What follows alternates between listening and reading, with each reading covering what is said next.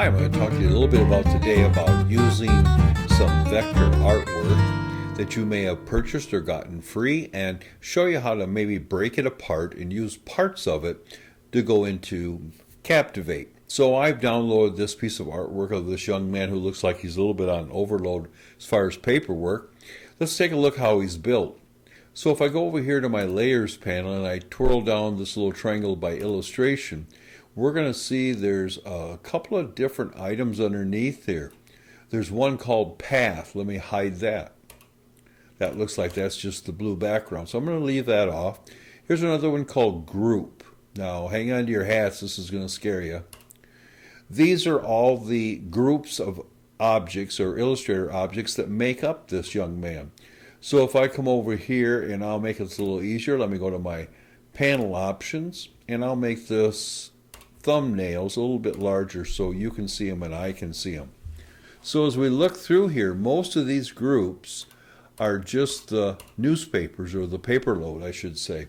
So I'm going to come over here and click on this group here, and there's a little circle over here if you want to know about this. This is called click to target, or target. When I click on this little circle, it's going to target whatever's in this group. And that looks like the young man I want. So I'm going to go up over here to Edit. I'm going to copy. I'm going to go to File. I'm going to go to New. I'm going to make a new document. And I'm going to paste him in here. And what's going to happen is I paste him in here so I have my, if I make a mistake and mess him up, I can always go back to my original. So the first thing I'm going to do when I paste things is I'm going to go up under Object. And I'm going to make sure that he's grouped. Now mine's grayed out. That means this is grouped. If it wasn't, group it. Because that way you can scale it, move it around, and do anything you want. And the objects or the parts of the man or this piece of artwork won't separate. So now they're grouped together, or they were before. I'm going to go into my Properties panel. I'm going to come over here and make sure this chain link over by width and height is solid with no line through it. I'm going to come over here, we'll say to the width. And I'm going to cut that down about 2/3. How about 300 points? That looks pretty good. So now I'm going to look at this, and that's really all I got to do. So he's on the separate one here.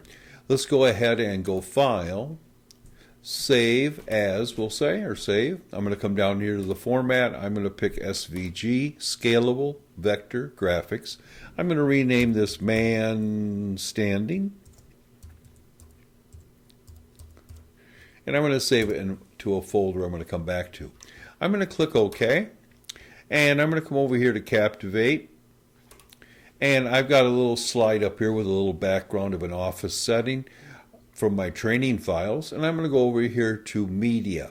Now I'm not coming down to Image. I'm going to come down to SVG. Reason for that is because I am importing an SVG file. The image import is primarily for pixel-based graphics like JPEGs, TIFFs, PNGs, GIFs, you know, like that. So I'm going to go down here to SVG. I'm going to find my file. Here's my file right here called Man Standing.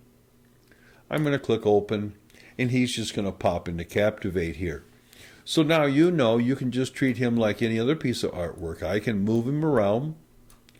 I can kind of pull him off screen here, we'll say like this right here. When I go to preview, of course, if I go preview the next 5 slides, because he's off the slide a little bit, he's going to appear like he's standing in front of things here. So he looks like this. So this isn't anything new to you if you work in Captivate. So I'm going to put this over here. I'm going to close it. I'm going to come back to Captivate.